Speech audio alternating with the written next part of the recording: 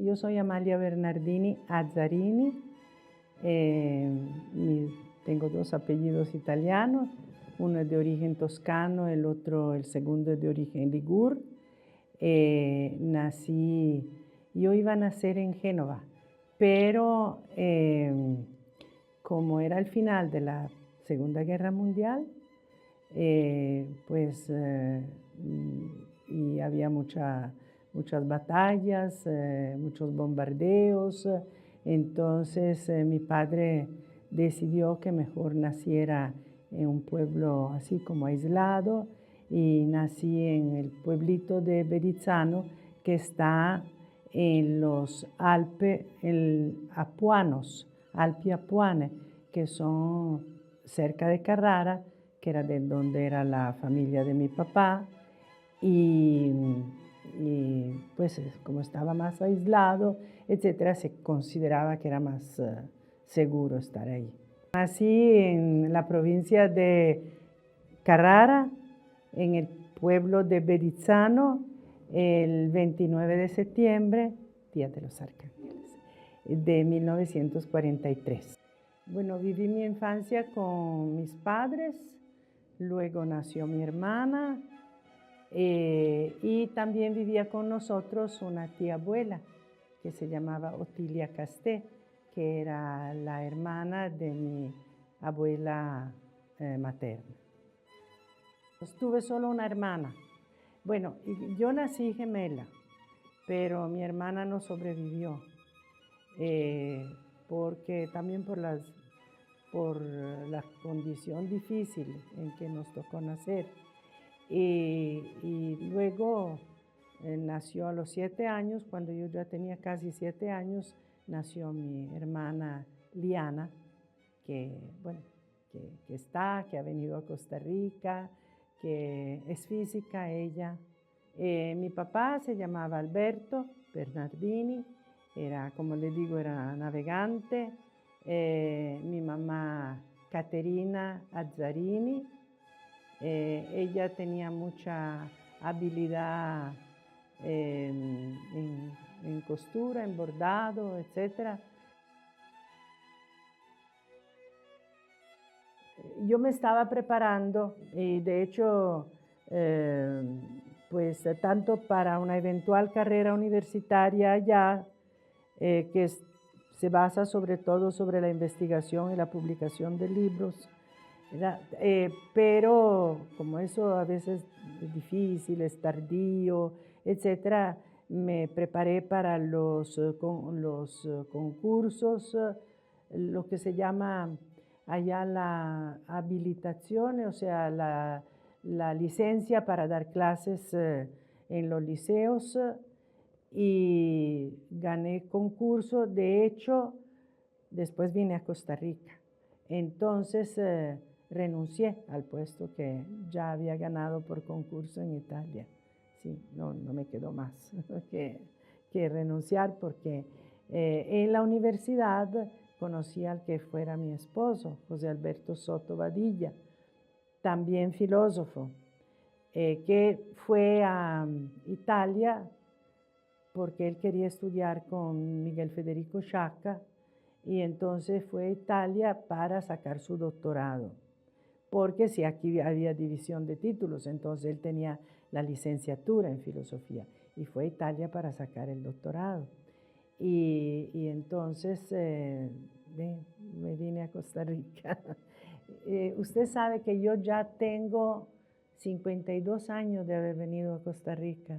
Yo vine en el 73, sí, hace bastante. Sí. Terminé mi carrera también en el 67, pero en el 68 murió mi padre, y murió joven porque tenía 56 años. Entonces para mí fue muy difícil la decisión de dejar a mi madre y mi hermana y venirme para Costa Rica. Sí, fue muy difícil, fue un momento como de en que uno se siente así como muy dividido, ¿verdad? Pero finalmente también mi madre, muy valiente, me animó, que si quería casarme con José Alberto y venir a Costa Rica que lo hiciera, y de hecho fue lo que hice. Nos casamos en el 72 y vinimos para Costa Rica en el 73. Bueno, cuando llegué a Costa Rica, como les digo, nos acogieron la familia de mi esposo. Viví unas semanas en la casa de mi suegra en San Ramón de Alajuela. Ellos eran de todo de San Ramón de Alajuela, sí, claro. Cuando yo llegué al país, lo que me extrañó mucho fue que todavía la generación posterior a la mía, no solo mi generación, pues estaba poco acostumbrada a la idea de la mujer profesional, de la profesional en cualquier campo, ¿verdad? La idea era que la mujer era ama de casa, ojalá se casara bien para mantener su estatus, etcétera, etcétera. Y entonces no fue fácil eso. Bueno, yo vine contratada por la Universidad Nacional, que en ese entonces se estaba creando, se había creado el año anterior o una cosa así.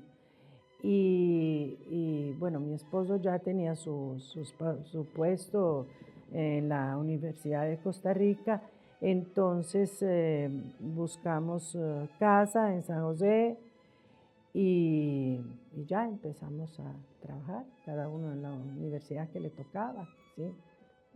Yo estuve 4 años en la Universidad Nacional. Al final de los cuatro años me propusieron dar clases en estudios generales en la Universidad de Costa Rica. Entonces creo que fue Teodoro Olarte y Constantino Láscaris que se interesaron en mí, entonces, y después pasé a la Escuela de Filosofía, pero los primeros 4 años estuve en la Nacional, sí. Después en la 2 y después ya nació mi hija mayor en el, ¿qué año nació Laura?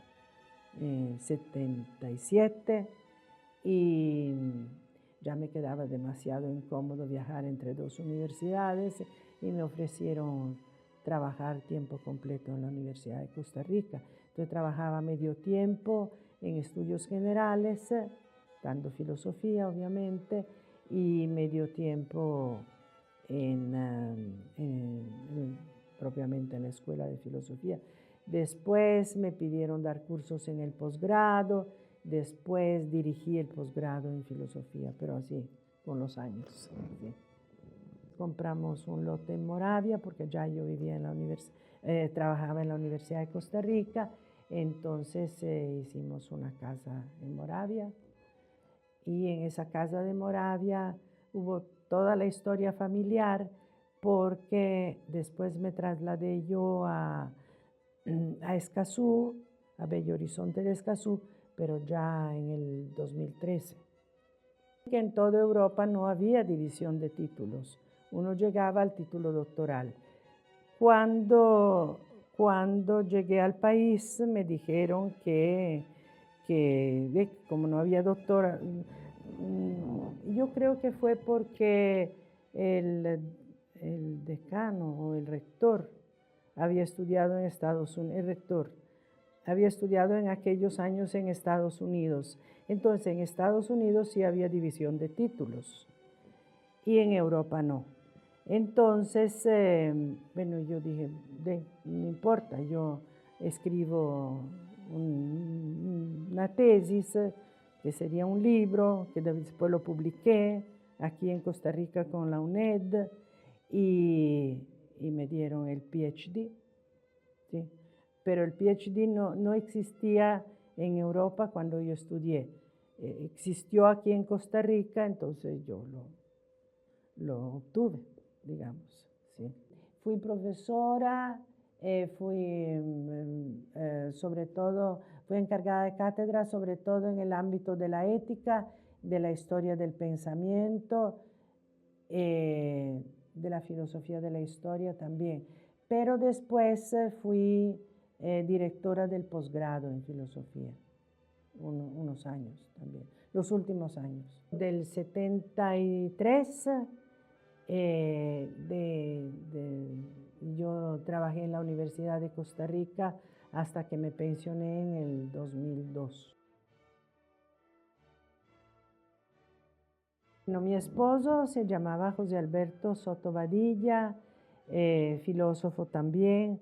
Él había, antes de meterse a la carrera de filosofía, había estudiado creo como 2 años de abogacía, pero después como que la filosofía atrae, sí, y estudió filosofía.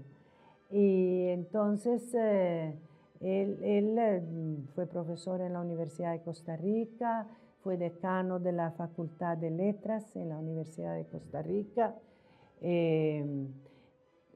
Pues se desarrolló en ese ámbito, publicó, dio clases, digamos, como profesor universitario. Juntos publicamos un libro que tuvo bastante éxito, porque creo que la primera edición fue al inicio, como a mitad de los 80, 85, 84, que se titulaba La educación actual en sus fuentes filosóficas, porque los dos consideramos, él se orientaba más hacia la antropología filosófica y yo más hacia la historia de la filosofía, pero los dos consideramos que la cultura pedagógica aquí, la cultura de educación, carecía mucho de conocimiento de las ideas, de la historia de las ideas filosófico-pedagógicas, ¿verdad?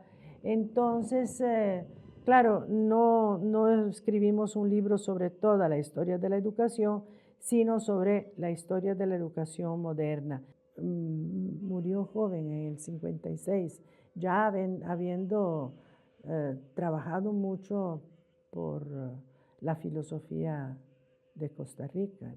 En cuanto a mis hijas, se llaman Laura, la mayor, que es arquitecta, y la otra se llama María Clara, nació 5 años después de Laura, y es bióloga. Y a mí me hace gracia porque me parece que, me parecía, ahora como que se ha perdido un poco eso, pero me parecía que había mucha vocación hacia lo biológico en Costa Rica. La Laura vive en Costa Rica con 2 hijas y María Clara vive en Alemania con 2 niños más pequeños, una de 7 y el otro de 4. Que como que en la familia estamos destinadas a casarnos con colegas, yo con filósofo, mi hermana con físico, pues mi hija mayor con arquitecto. Seguro es porque los encuentros se dan sobre todo en la universidad, ¿verdad? Y con la edad de las universidades. Y mi hija menor, que se llama María Clara, también se casó con un colega biólogo, y los dos, tanto ella como él, están en este momento en Alemania haciendo investigaciones. Y yo digo, ¿por qué los ticos que muestran haber tenido capacidad de estudios, etcétera, etcétera, también disciplina de estudio, etcétera, no los conservan en Costa Rica, ¿verdad? No le dan un lugar importante, porque Costa Rica desde, ¿cómo se llamaba este famoso doctor que inventó el veneno? Clodomiro Picado. Costa Rica ha tenido una vocación biológica. ¿Por qué no la desarrollan? Entonces me preguntaron, ¿por qué filosofía? Y yo dije, porque quería entender la realidad. Un poco eso, ¿verdad? porque después a uno se le aclaran los aspectos más culturales, más históricos, más problemáticos, etcétera. Pero sí, finalmente era eso, entender la realidad. Sí. La búsqueda de la verdad y el olvido incluso del interés personal por la búsqueda de la verdad, pensando en Sócrates, pensando en los filósofos modernos, ¿verdad?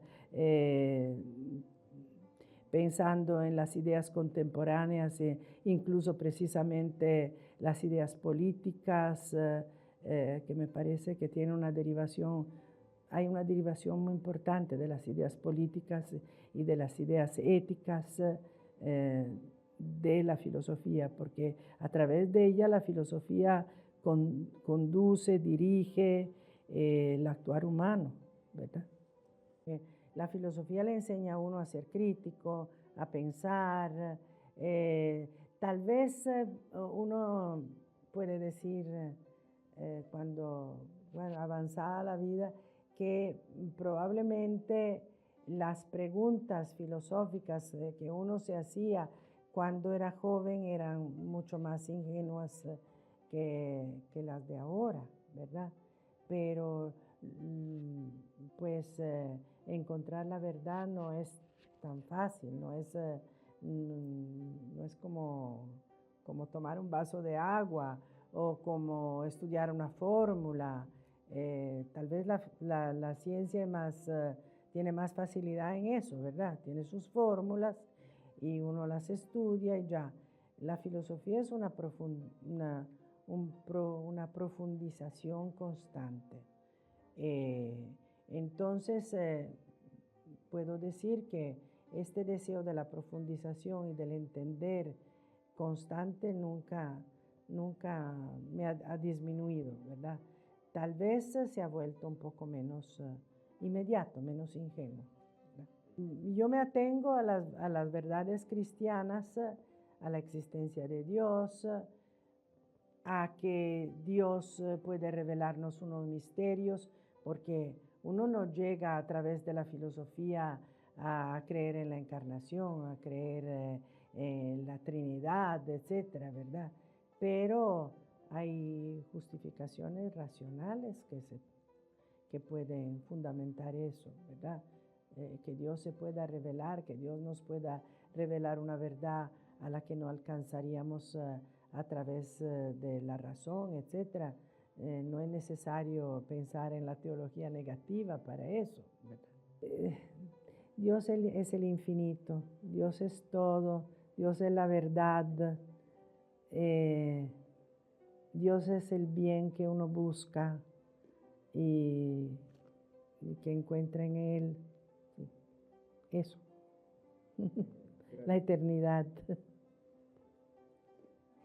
Para mí la vida es vocación, es prueba, es felicidad o dificultades, eso, que hay que superar tratando de entenderlas y ponerlas en manos de Dios, las dificultades. Bueno, las alegrías también.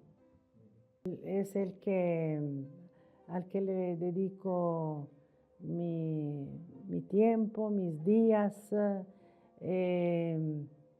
pues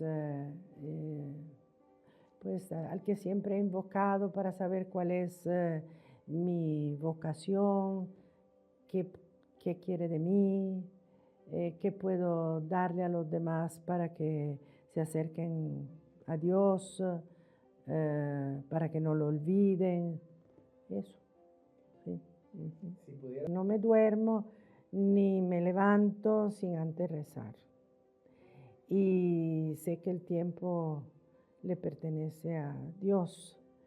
Y cuando, no solamente cuando estoy en dificultad, sino cuando no entiendo algo o trato sí, o estoy en una situación existencial problemática, etcétera, sí, siempre me dirijo a Dios. el catolicismo muchos lo consideran como una doctrina,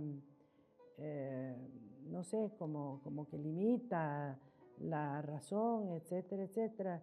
Y yo siempre he pensado, probablemente, por la formación que he recibido en Italia, tanto en la familia como en el liceo, digamos, en donde los valores, tanto cristiano-católicos, obviamente, como los valores culturales, no se considera que estén en contraste uno de otro. Ambos dos ambos dos contribuyen, digo, a enriquecer y a desarrollar la naturaleza humana, cada uno en su ámbito, ¿verdad? Yo he recibido una formación tanto en el colegio, en el liceo, etcétera, probablemente por los mismos autores que uno estudia, desde Dante Alighieri hasta Alessandro Manzoni, hasta Rosmini, etcétera, etcétera, como muy, digamos, orientados a conciliar la parte católica con la parte liberal, pero digo del pensamiento, liberal del pensamiento, que tiene responsabilidad de las conclusiones a las cuales llega y cosas por el estilo. Sí, entonces yo creo que sí, eso ha sido básicamente la formación que he tenido, la misma formación que de una manera, digamos, más práctica, menos teórica, etcétera, que tanto recibí como contribuí a fomentar en el escultismo, esa conciliación entre la razón y la fe, ¿verdad? Finalmente. Lo que me encontré aquí en Costa Rica y que me llamó la atención fue una visión un poco exteriorista de los valores morales. Entonces, esa costumbre que he tratado así como de cambiar, pero porque viene de la herencia hispana, yo creo, de que los principios morales son muy externos, muy exteriores. Entonces, que hay que no cancelarlos, sino interiorizarlos. Pues la iglesia para mí siempre ha sido la garantía de la unidad de la doctrina cristiana, ¿verdad? En eso, sí, pues con mucho respeto y mucha tolerancia hacia las otras fees cristianas, creencias, digamos, cristianas, pero también siempre he tratado de entenderla desde el punto de vista, ¿cómo le digo?, de su orientación, de su pensamiento. Cuando yo pienso, por ejemplo, todo el respeto hacia las iglesias protestantes, ¿verdad? Pero también tomar en cuenta que las iglesias protestantes, a partir de Lutero, por ejemplo, parten de una visión que no es humanista, ¿verdad? Que no es humanista y que, como lo vimos en Teodicea, finalmente se vincula a una visión nominalista, o sea, tratar de profundizar cuál es, bueno, eso es lo de la filosofía también, tratar de profundizar cuál es el origen más filosófico y el destino filosófico, ¿verdad?, de las otras doctrinas. No se puede ser tan tolerante, sí, ingenuo no, ¿verdad? Me contactó, yo ahora no recuerdo el nombre, usted sabe, un padre del seminario que estaba haciendo el posgrado en filosofía. Desafortunadamente no recuerdo el nombre, a veces se me van los nombres. Y entonces, me dijo que sí, que harían falta profesores de filosofía, etcétera, etcétera. Entonces me buscó, yo ya estaba pensionada y me recomendó aquí, sí. En los primeros años del 2000, el seminario yo creo que tenía sus contactos para ser universidad, pero yo llegué primero al seminario, sí, y después, bueno, el seminario se convirtió en Universidad Católica, etcétera, pero yo llegué primero al seminario, antes de que fuera universidad. Ya se hablaba de que sería Universidad Católica, pero uno daba clase en el seminario, clase de filosofía en el seminario, para un bachillerato en filosofía. De hecho, era organizado un poco diferente porque había examen de filosofía para el seminario, examen final, digo, ¿verdad? Es muy comprometido, de mucha responsabilidad, pensar que le doy clase, que contribuyo a formar, aunque sea desde el punto de vista filosófico, racional, cultural, etcétera, etcétera, futuros sacerdotes. Sí, siento mucho compromiso. Sí, me complace mucho encontrarme con jóvenes que en su gran mayoría son tan comprometidos desde el punto de vista vocacional, se toman no solamente su propia vocación, sino la vida con los demás, etcétera, tan en serio y a veces incluso de una manera sacrificada, etcétera, etcétera. Entonces sí ha sido en general muy satisfactorio, sí.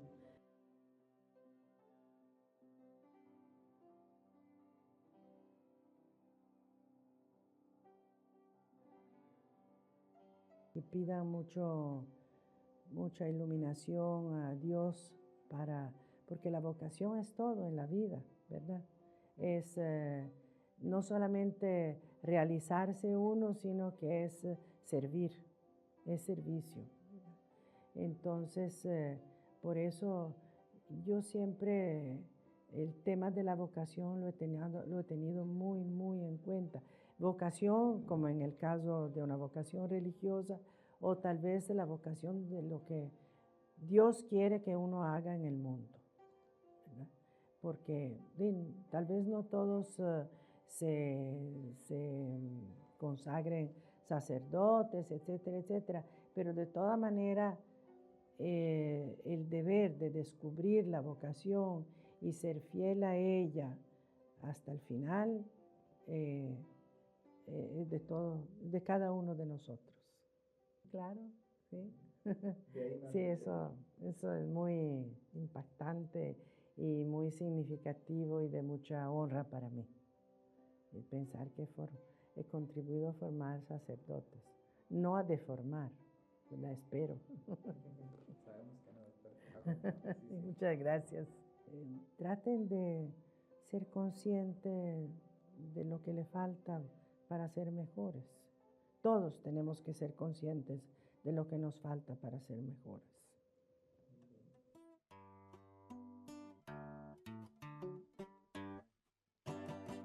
Everybody has his own opinion. Some may be right and some may be wrong, but Kalalu, everybody love. Kalalu me say everybody love. Bueno, muchas gracias. Muchas gracias.